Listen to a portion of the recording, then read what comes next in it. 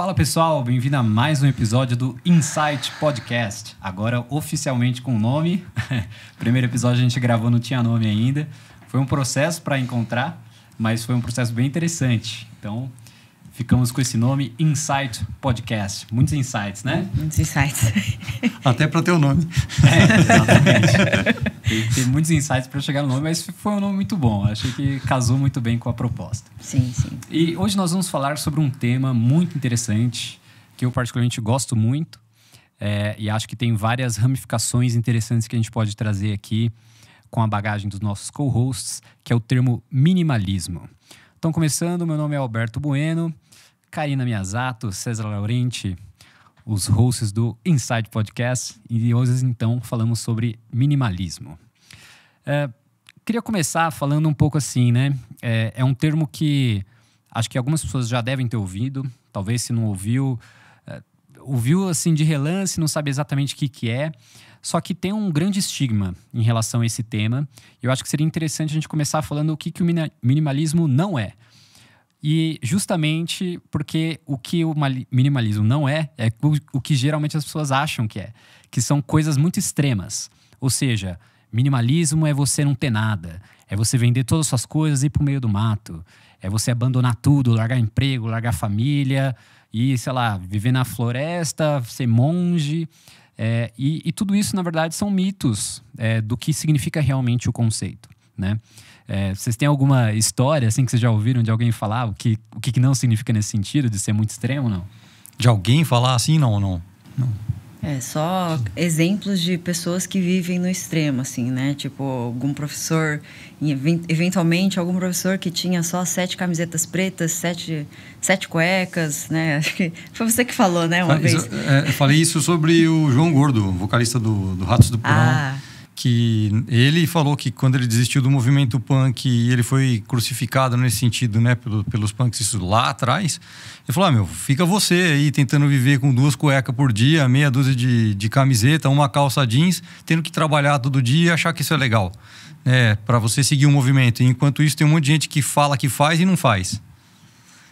E aí ele foi para um outro extremo quando começaram a criticar ele por estar na MTV, porque ele tinha ficado pop, etc. E não é bem isso, né? Tipo, se for pensar num exemplo de punk, ele foi punk, né? Exato. Então, isso que você falou, assim, por exemplo, algumas pessoas se dizem minimalistas, né? E elas criam como se fosse um padrão do que significa ser minimalista. Isso também foge um pouco do conceito e a gente vai chegar lá também. Mas algumas outras coisas que o minimalismo não é. Primeiro, que ele não é um mecanismo de privação. Então, a ideia não é você se privar das coisas que você ama, das coisas que você gosta. Pelo contrário, é você retirar tudo que não importa, que você acha que importa, mas que não importa, para que o que sobre sejam as coisas que você ama, justamente. Então, não é um mecanismo de privação. E, portanto, não é algo que você tem que se livrar de tudo. Então, a ideia que eu queria propor aqui é que todo mundo pode praticar minimalismo. Não é um conceito assim que então você não pode ter carro, que você não pode ter casa, que você não pode ter roupas boas. Não é isso. Então acho que é interessante a gente tirar da frente assim todas essas coisas que não é. Uhum. Isso é bastante importante assim, inclusive, né, quem não tiver ainda entendendo o que é, além de poder pesquisar, é óbvio, já entrar estudando sem preconceito.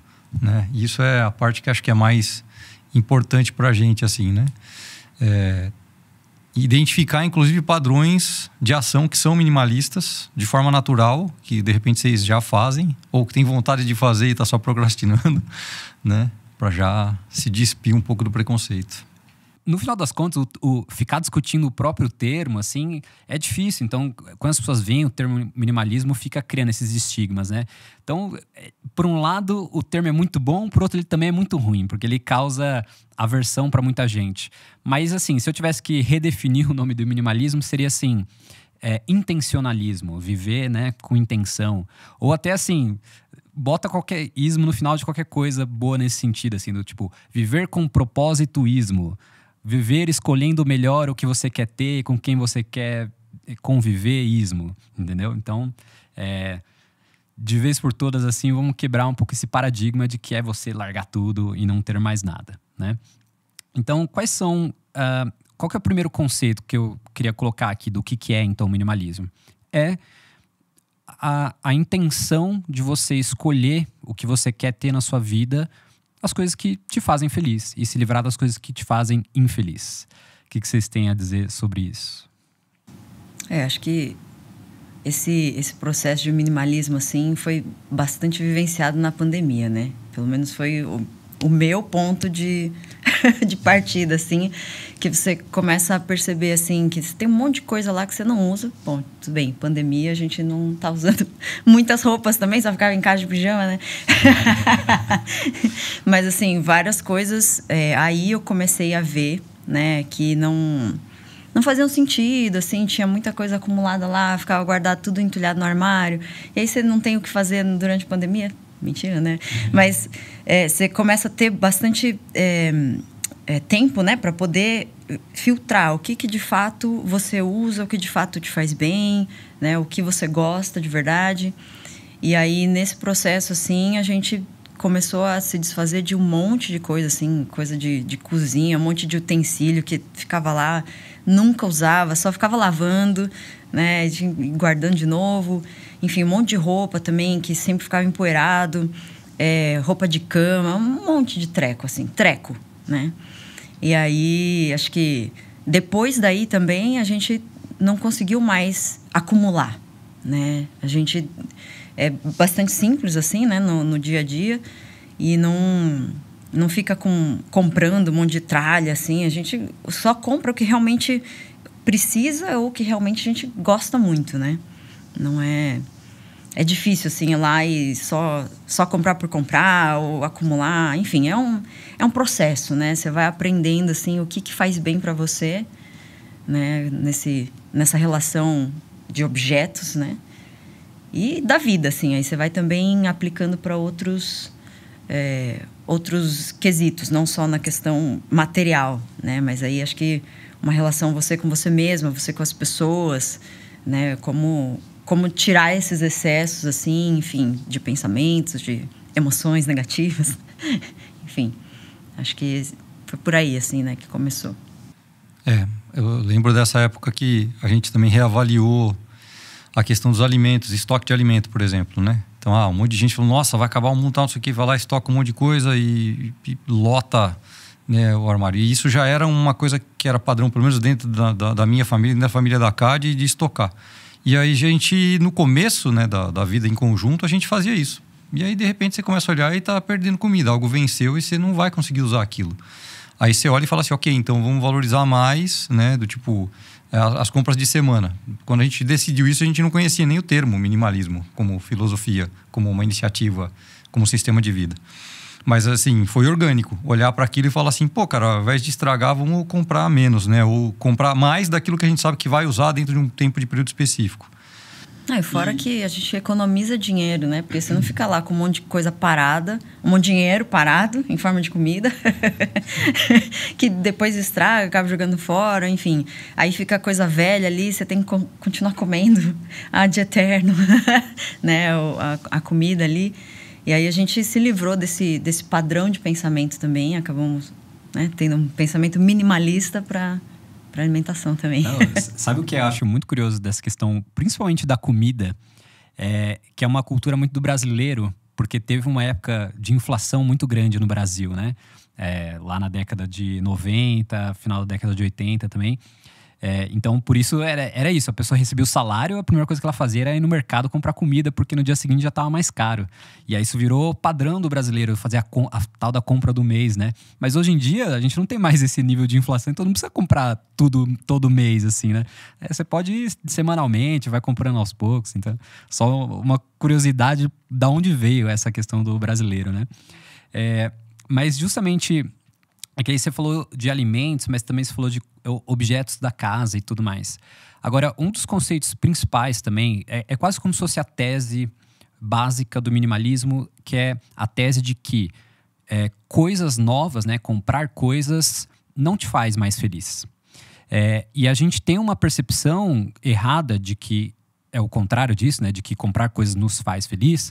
Porque assim, beleza, tem certas coisas que você vai comprar e vai ter utilidade. Aí, ok, aquilo vai te fazer feliz. Por exemplo, se você precisa de um transporte e você compra um carro, aquilo te traz felicidade, né, de forma indireta, porque você consegue chegar até os lugares que você precisa, com mais conforto, com mais segurança, então tudo bem.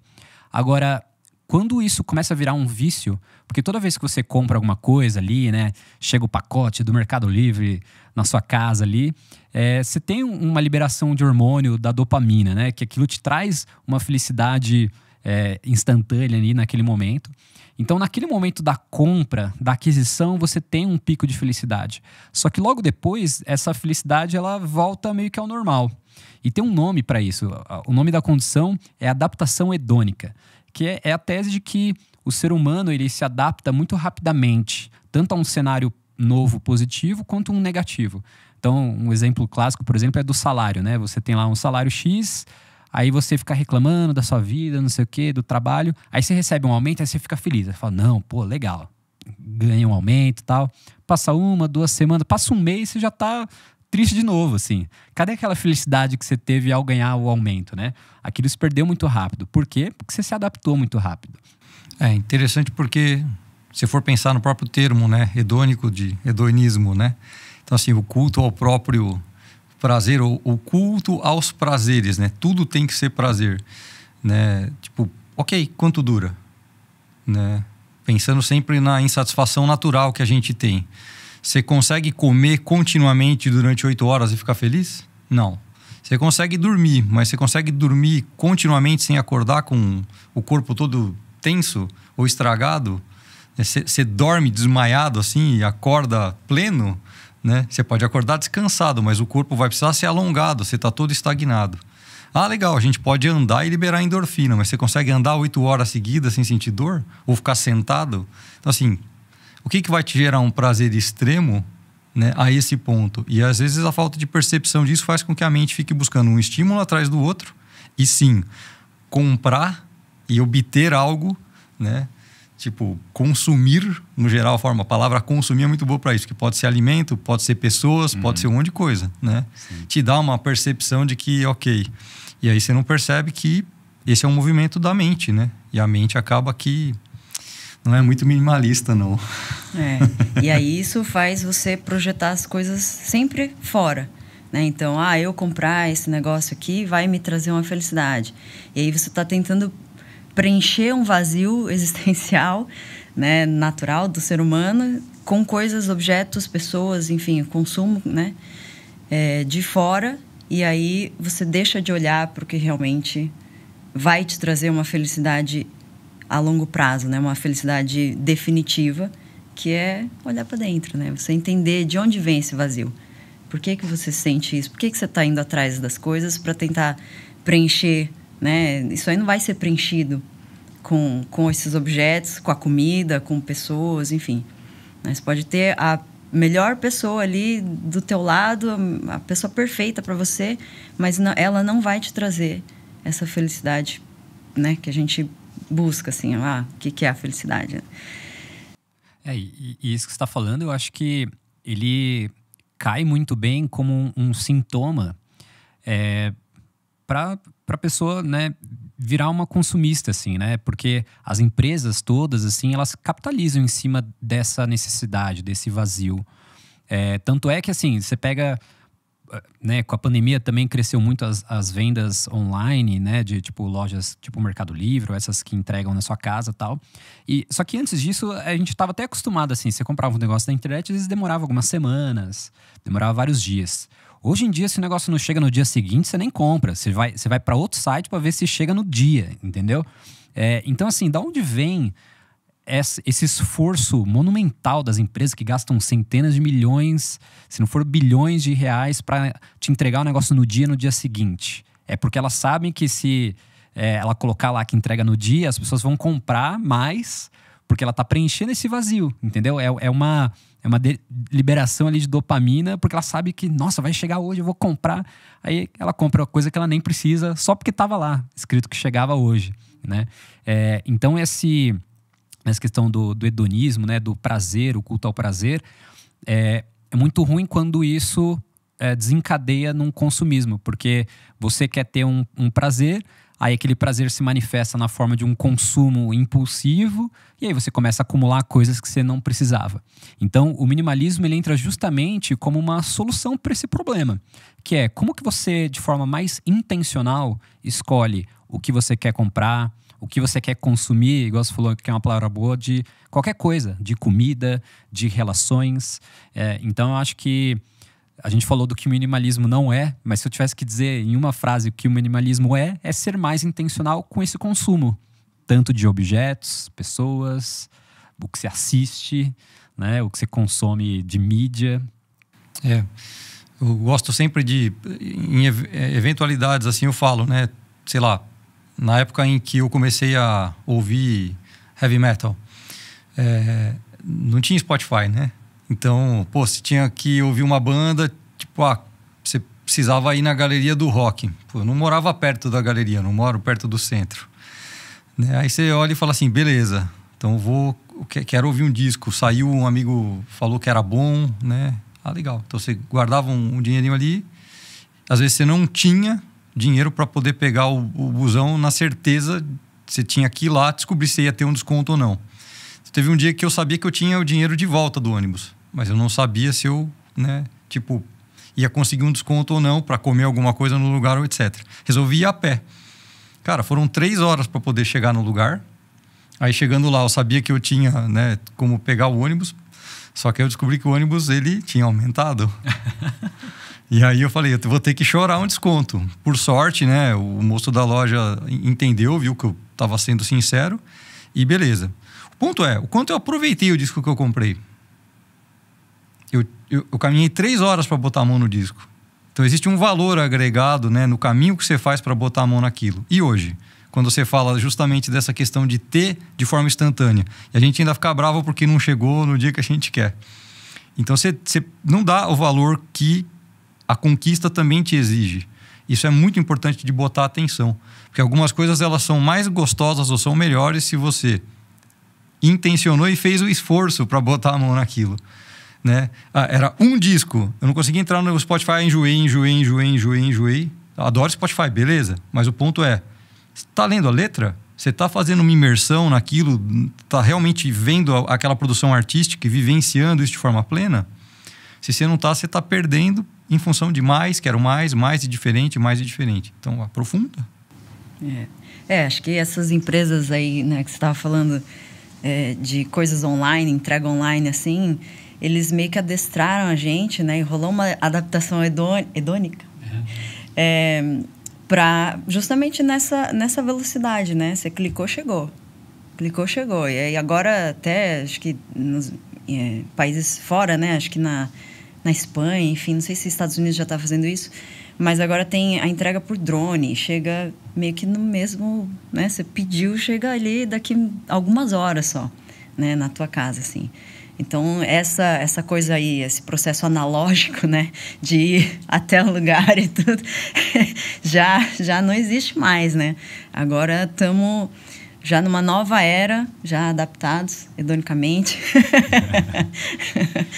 Isso é louco que você falou um ponto interessante, né? De que esse esforço que você coloca para adquirir não só um bem material, mas imagina assim, qualquer coisa, pode ser um projeto, pode ser, né, qualquer realização.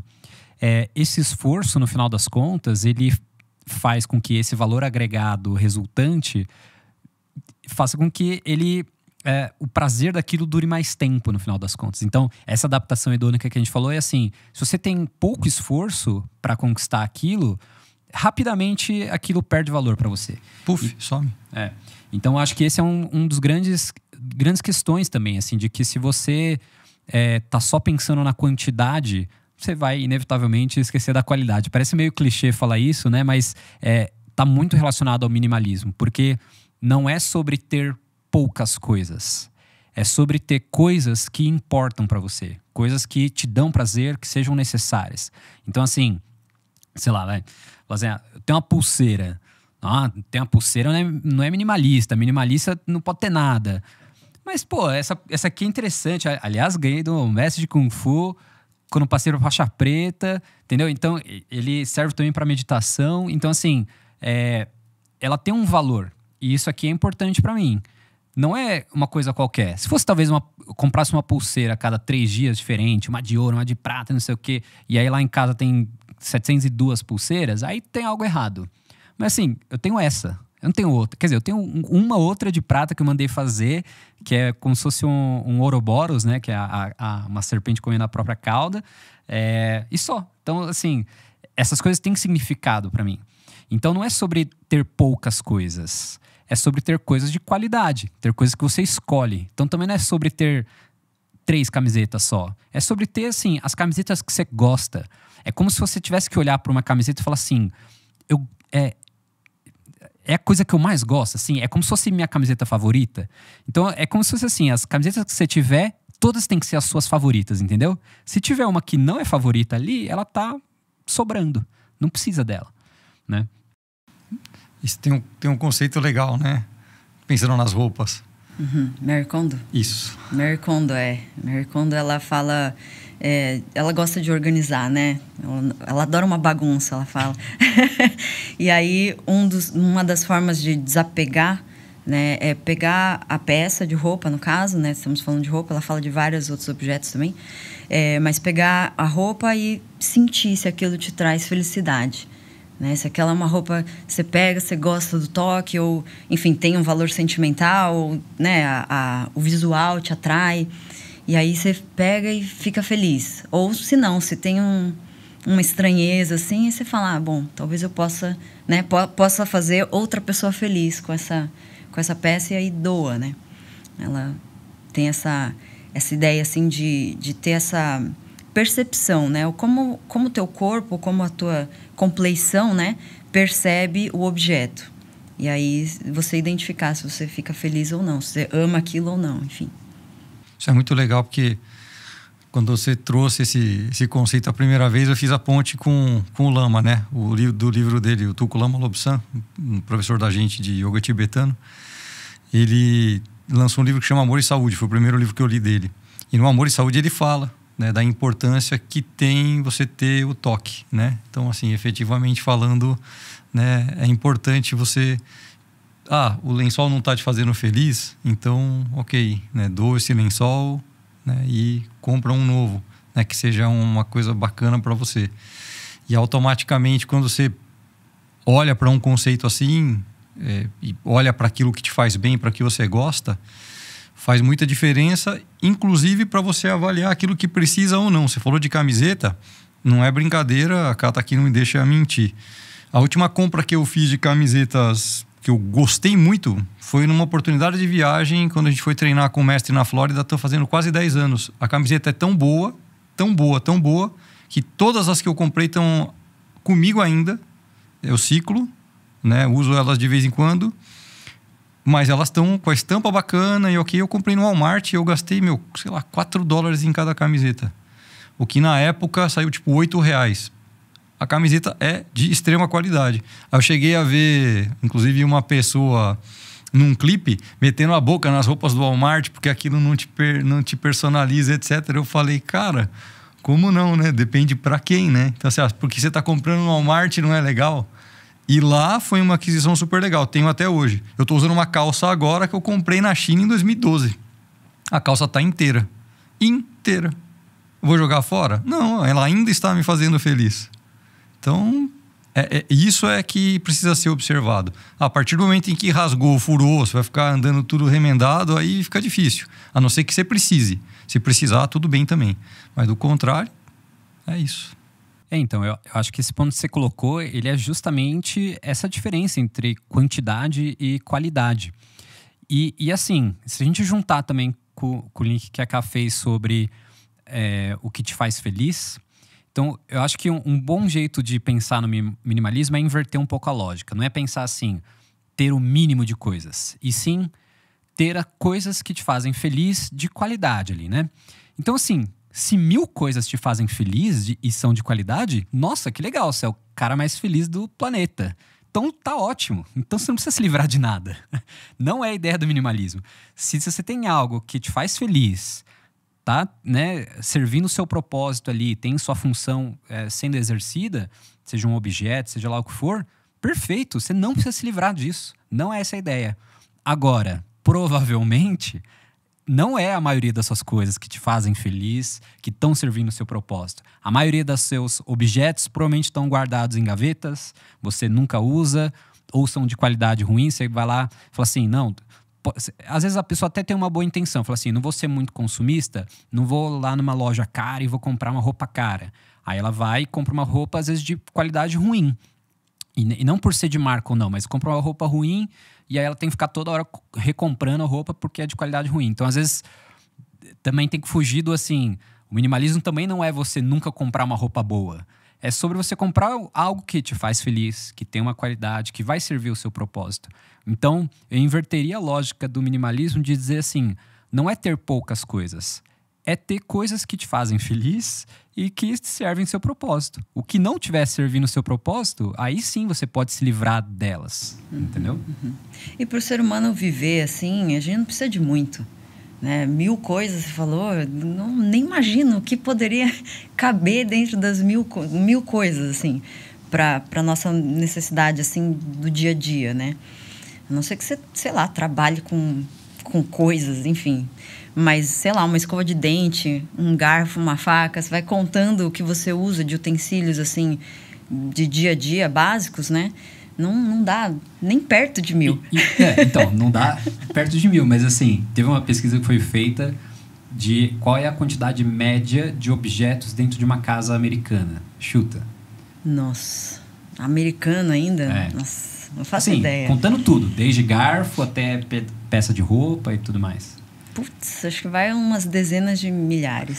300 mil. Essa é a média de objetos numa casa média americana, assim. Dá pra ver os porões, dá pra ver o sótão e dá pra ver a garagem que a galera... Por isso que tem aqueles programas americanos, né, do tipo, de acumuladores. Exato. Então, assim, eu coloquei o número 1000 justamente pra dizer assim, eu não consigo pensar em alguém que tem 1000 coisas que fazem feliz e que servem o seu propósito. Provavelmente tá sobrando. A pessoa acha que talvez tem seu propósito, mas não tem. Então, eu exagerei no número justamente pra dizer que, assim, essa pessoa não existe, né? Exato. Aí a pergunta, né? Mas e se eu precisar? Tô guardando para quando eu precisar. Aí, vou voltar no que você falou, né? Cara, vende, aplica o dinheiro, quando você precisar, você compra. Exatamente. Fica guardando. Fica parado, né? Ali, se de fato precisar, se de fato precisar, né? Mas é complexo. Sim. Daqui a pouco a gente vai falar sobre algumas técnicas de como lidar com isso, assim. Mas antes disso, eu queria falar um pouco agora também, assim, de outras relações que o minimalismo tem. Porque, assim, parece um movimento novo, né? Porque, afinal, ele foi entrando, né, na sociedade, foi tendo documentários, né? Coisas também muito no YouTube, assim. E aí você começa a ver, assim, tendências até de design de interior minimalista. Não sei o que minimalista. Então, foi ficando até uma coisa meio na moda, assim, que é legal.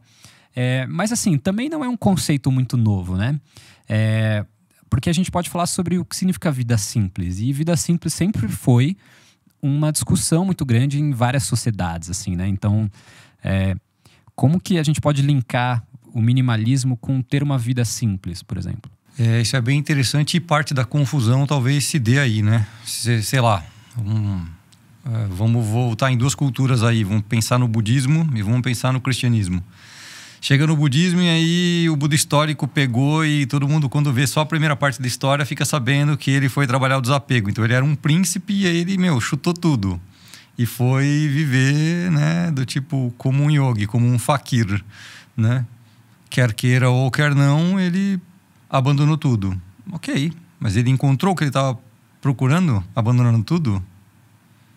Não. Tanto não encontrou que no meio do caminho, atravessando um rio, uma tocadora de cítara, né, olhou para ele, estava afinando as cordas e falou: tem, muito rígido. Afinou outra, tem, muito flácida. Aí afinou, tem, perfeita. Aí ele teve um insight podcast, teve um insight, e efetivamente ele falou: cara, isso é o caminho do meio, eu não fiz isso até agora, eu estava muito solto. Eu vivia no jardim das delícias, eu não sabia o que era a vida, todo mundo camuflou o que era a vida para mim. Então eu fui fazer o oposto, não funcionou. E agora? Agora eu vou fazer exatamente o que eu não fiz com equilíbrio. Aí ele pega que ele decide, quando ele vai chegar na próxima cidade, ele vai trabalhar e conhecer os prazeres do sexo, né? Para que ele entenda o que é a sombra dele com relação a isso. E trabalhar, que é algo que ele nunca tinha feito. Aí começa uma nova saga, uma nova experiência dele, antes do despojamento da mente, que deveria ser talvez um dos movimentos mais importantes para se pensar em minimalismo, porque, falei, né? A mente da gente acumula muito mais do que o americano acumula dentro da casa dele. Com certeza. Né? Então, assim, fecho esse gancho aí e vou falar uma outra que o pessoal também confunde pra caramba. No cristianismo, então, de repente, Cristo chega e fala assim: larga tudo e me segue. E aí o cara toma um susto e fala assim: ah, beleza, então é para eu viver, né? Como? É para abandonar tudo e ir embora? Porque eu vou ser um apóstolo dele? Será que ele estava falando de você largar tudo de fato ou era conceitualmente?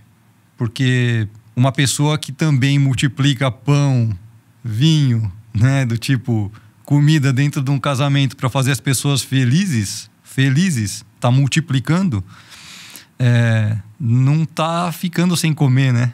Não tá ficando sem celebrar, não tá dando pouca importância para uma festividade.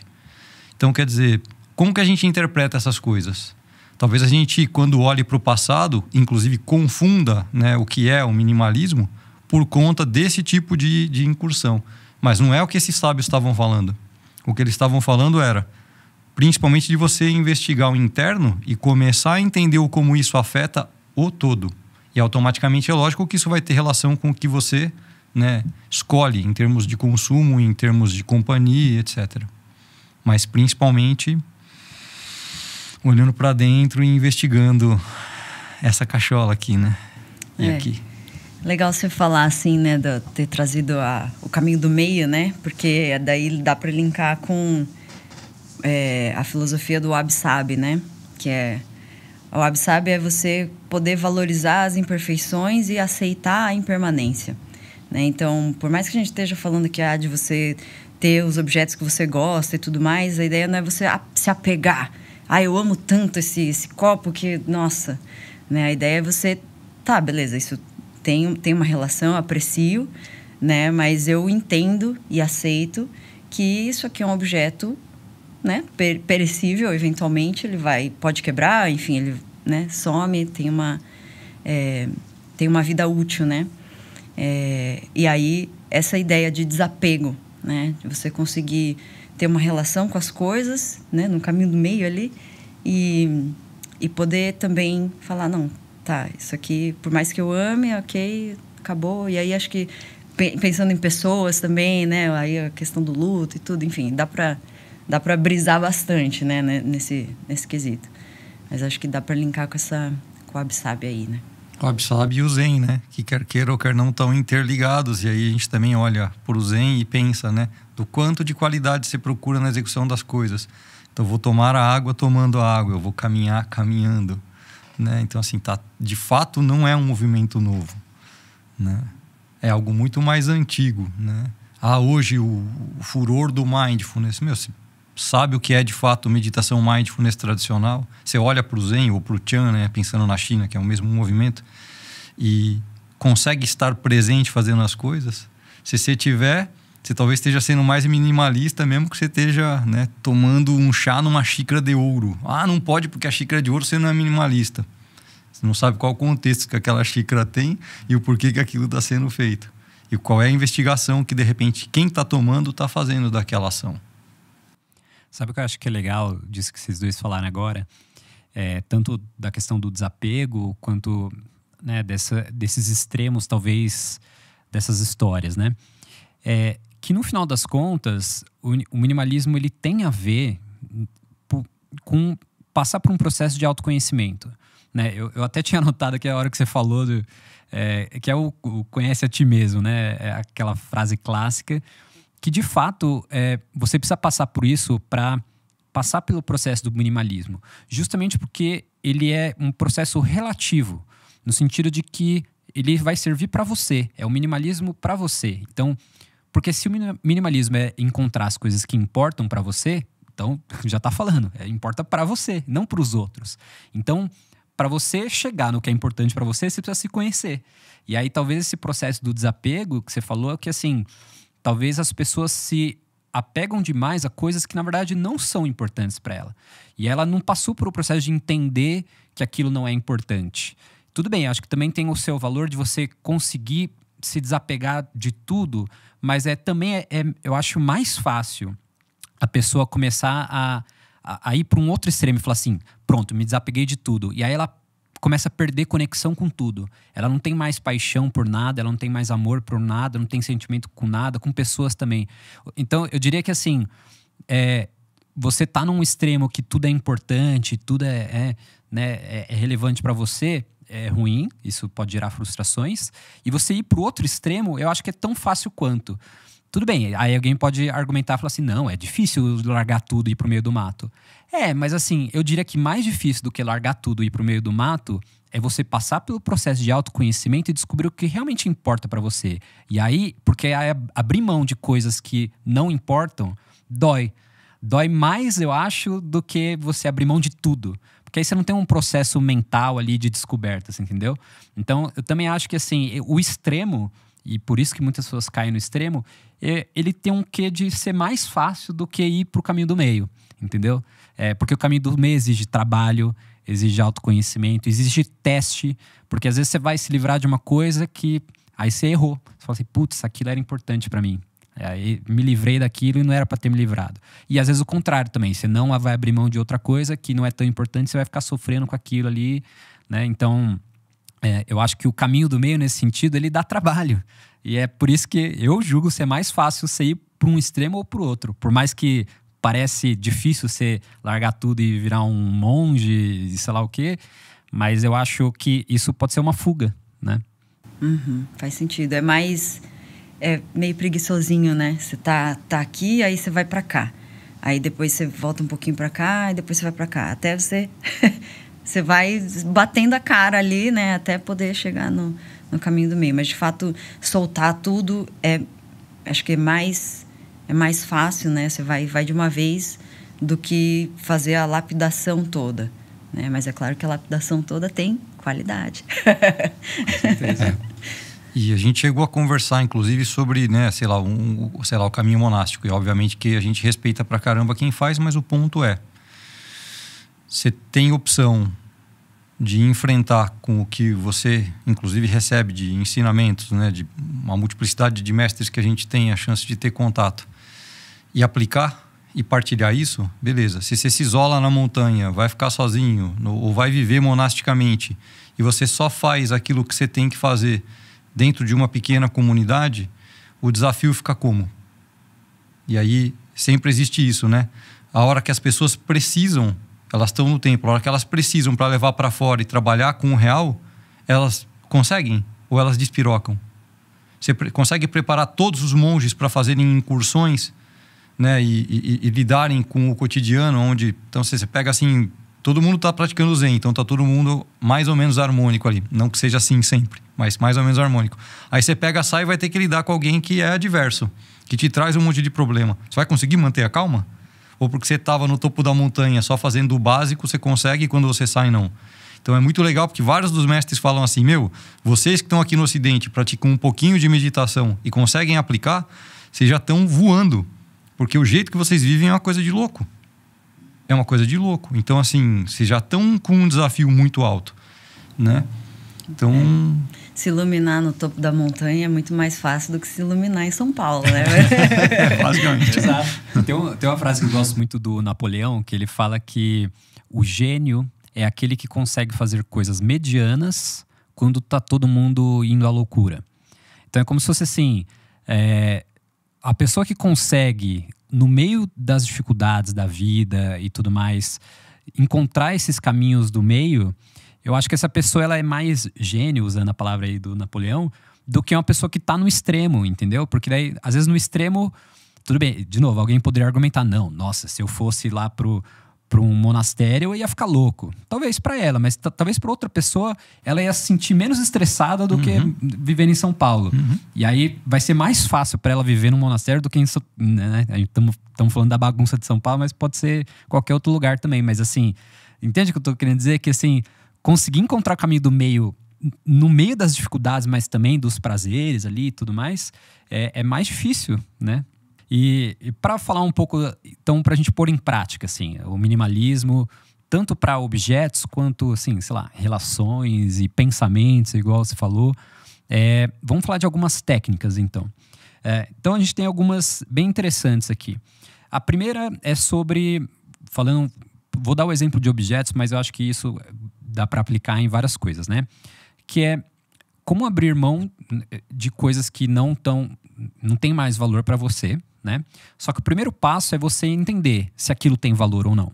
E aí tem uma primeira pegadinha, que existe um efeito psicológico, que chama efeito de posse, que a ideia é que é uma tendência, né, que a gente tem de valorizar mais aquilo que a gente já possui do que se a gente não possuísse aquele mesmo objeto e tivesse que comprar ele. Então é como se fosse assim, sei lá, você tem uma camiseta X, aí você valoriza porque você já tem ela.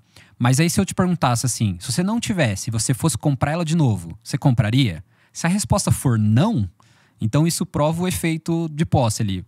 Prova de que talvez aquilo não tem o valor que você acha que tem, entendeu? Então a gente tem essa tendência. Então o primeiro passo para você se livrar de coisas que não têm valor é você fazer esse questionamento, assim, será que você não está dando um valor excessivo só porque você já possui aquilo? E aí tem um teste interessante para te ajudar nesse processo, que é assim, se determinado objeto, pode ser uma roupa, pode ser uma xícara, pode ser, sei lá, seu carro, se ele pegasse fogo espontaneamente, você iria no dia seguinte recomprar aquilo? Então, queimou a camiseta, você vai no dia seguinte comprar de novo? Ou você fala assim, queimou, tudo bem. Pena, mas assim, não vou comprar de novo. Esse é um primeiro teste. Muito bom. Né? Então, essa seria uma primeira técnica, que é do fogo instantâneo.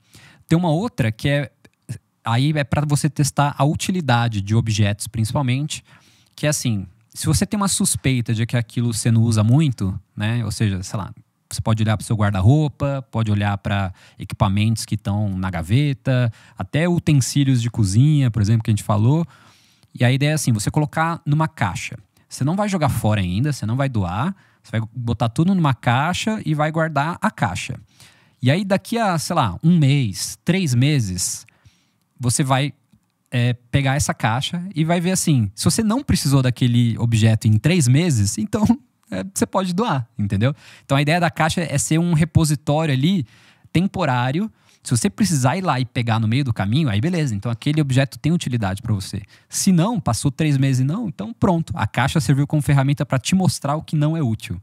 Essa técnica a gente já usou. E funciona. Funciona. Inclusive tem uma micro caixa em casa agora, de coisas que estão ali, tipo, a gente... Inclusive tirei um utensílio da caixa agora, que a gente achou que não ia usar. Eu falei, bom, pode ser que a gente use ou não. Acabamos que conseguimos usar, então é de fato funcional. Agora, tem uma última técnica aqui, que é sobre como abrir mão de coisas que a gente julga ter um valor sentimental. A primeira é que assim, né? Da onde vem esse valor sentimental? É um valor que a gente tem com o objeto ou é um valor que, geralmente a maioria dos casos, o valor que outra pessoa tem com aquele objeto, porque provavelmente ela que te deu, então no caso assim, por exemplo, de presentes, e você nem gosta tanto. Você só mantém aquilo porque você tem medo de que se você jogar fora, seria uma traição com aquela pessoa ou que a pessoa iria ficar triste. Então, nesse caso específico de presentes, né, de coisas que outra pessoa te dá, e você valoriza a relação com a pessoa e não o objeto, mas você transfere esse valor da relação para o objeto, né? É um teste assim que você quer se livrar daquilo, mas você não quer se livrar da relação. Tira uma foto do objeto e doa o objeto. E aí tem vários casos de pessoas que fazem esse exercício e criam até álbuns. Sabe álbum de fotografia, assim? Mas ela cria álbum de fotografias de presentes ganhados. Só que doa depois o presente, joga fora.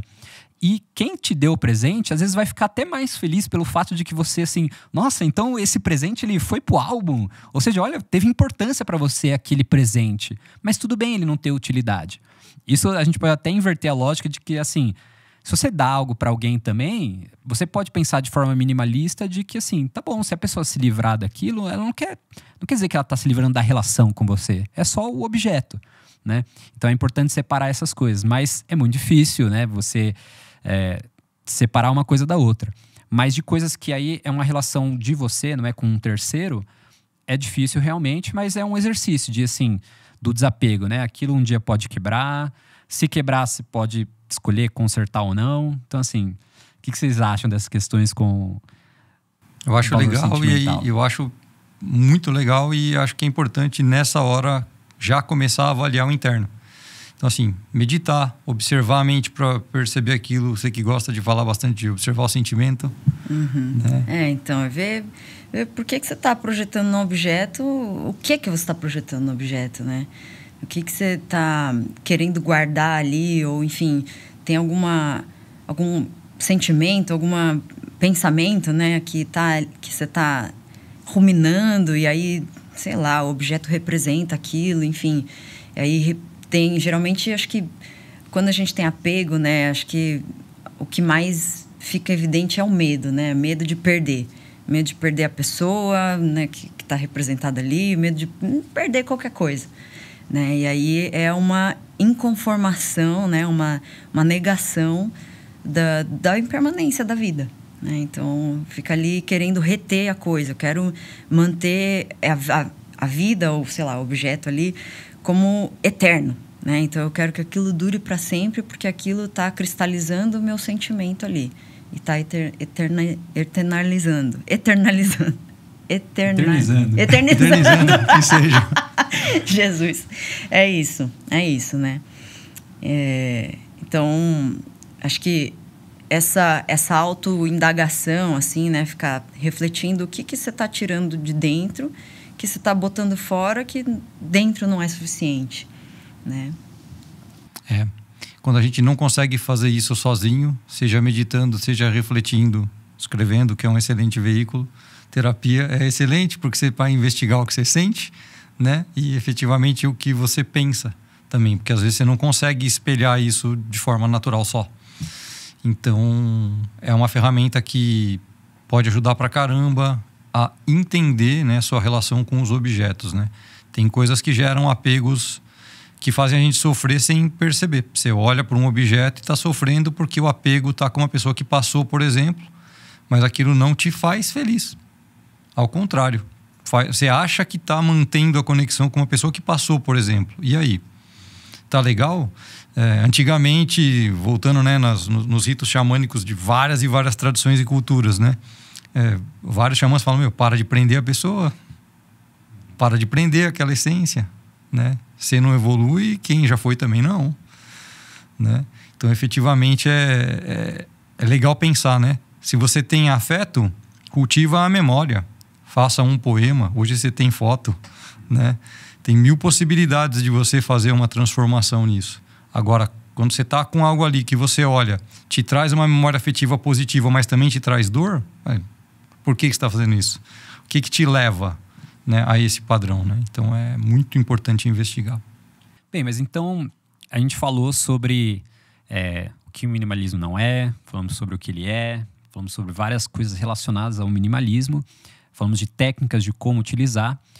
Mas assim, no fundo, né, para dar um entendimento melhor para as pessoas, qual que é o benefício, né? Por que passar por todo esse processo de autoconhecimento, essa coisa que dá trabalho, ir lá, pega a coisa, põe na caixa, testa, vê, não sei o quê. Dá trabalho, mas assim, o que a gente ganha ao fazer isso? Então, assim, a meu ver, e aí vocês podem dar a opinião de vocês, assim, acho que o primeiro benefício é o benefício de você tirar da frente coisas que não importam, para que fique mais evidente, fique mais claro as coisas que de fato importam. Então, assim, é se conectar com o que importa. E você tira o barulho para o que sobrar, seja o que for realmente importante, assim. Eu gosto de ter, assim, ver o ambiente, né, por exemplo, assim, limpo, clean, né? E aí ajuda a centrar mais, né? A mente, ela se organiza melhor quando você tem a coisa mais, pelo menos para mim, né? Quando você tem a mesa, por exemplo, mais organizada, sem muita tralha, sem um monte de caneta ali espalhada, papel, né? E aí tá tudo limpinho ali, você senta, faz suas coisas, guarda de novo, né? Tá tudo organizado. Acho que isso gera um fluxo de energia também, né? Pra gente ter um raciocínio melhor, enfim, a gente com o ambiente, né? Acho que o ambiente que a gente tá, né? Nosso, né? Principalmente, acho que mostra muito, né? É uma extensão da nossa mente, né? Do nosso corpo, enfim. Então, acho que isso também ajuda a manter uma paz de espírito, né? Eu concordo com o que vocês dois falaram, sim, sem nem pestanejar. E acho que, aproveitando o gancho aí, né? Do tipo, falando até de... um pouquinho antes da pandemia e ainda durante o processo da pandemia, a gente morava num apartamento que é praticamente a mesma configuração, igual que a gente está morando agora. Nesse meio tempo a gente mudou de cidade, né? E quando a gente voltou, né, agora que a gente está estabelecido, a gente está a metragem é praticamente a mesma. Só que se você anda na casa, literalmente o prazer e a sensação é outra. Então, assim, o ter espaço gera espaço. Complementando um pouco dessa ideia. E aí fica... Exato. Gera espaço aqui. E essa questão do fluxo, né? Tipo, não tropeçar nas coisas, né? Poder literalmente saber onde estão as coisas te faz economizar energia. Eu sempre falo, marcialmente falando. Falo pra galera na academia. Cara, você sabe onde está a arma que você vai usar? Sabe. Você sabe onde está o aparador que você vai pegar? Sabe. Tá tudo organizado, tudo efetivo. Aí você chega em casa, arranca a meia, joga pra cá, joga a chave do carro lá, joga o celular lá, vai dormir ou vai assistir TV. Aí no dia seguinte você acorda todo afobado porque quis dormir um pouco mais, ficou usando o snooze lá, que não serve pra nada, né? Do tipo, se atropelando ali quando levanta, e aí você vai procurar as coisas e não sabe onde elas estão. Você está numa baita de uma desorganização, porque sua casa ela tá uma bagunça. Já vai sair estressado, porque você não está gerando espaço. Inclusive, tem uma técnica que eu esqueci de comentar, do minimalismo, né? Que é você ter... Todo objeto precisa ter um lugar específico. Como se fosse assim, é uma casa dentro da sua casa. Então assim, a chave do carro vai aqui. O celular vai aqui. O computador, ele fica aqui. Tudo tem que ter um espaço exato. E aí uma subtécnica disso, né? Uma consequência disso significa que toda vez que você for comprar algo novo, antes de comprar você já precisa saber onde você vai pôr. Então eu gosto muito dessa técnica, assim, do tipo, eu sei onde está tudo na minha casa também, as coisas têm um lugar específico, assim. E não é só por uma questão de toque, que também... Confesso que tem um pouco de prazer de ter as coisas organizadinhas. Mas é por uma questão de... cada coisa tem o seu lugar ali, você entendeu? Tem espaço para aquela coisa. Exato. Acho que tem algo até de bonito nisso. Assim. Várias coisas que a gente soma. Assim, aprendi com a K, né? O first in, first out na alimentação. Cara, você vai consumir primeiro aquilo que tá para vencer. Então aquilo tem que estar organizado na prateleira para ser o primeiro a ser pego. A roupa que você vai usar... Né? Se ela está empilhada e está ali, tipo, eu tenho camisetas de banda, camisetas de arte marcial, camisetas neutras, beleza. Cada uma delas está ali.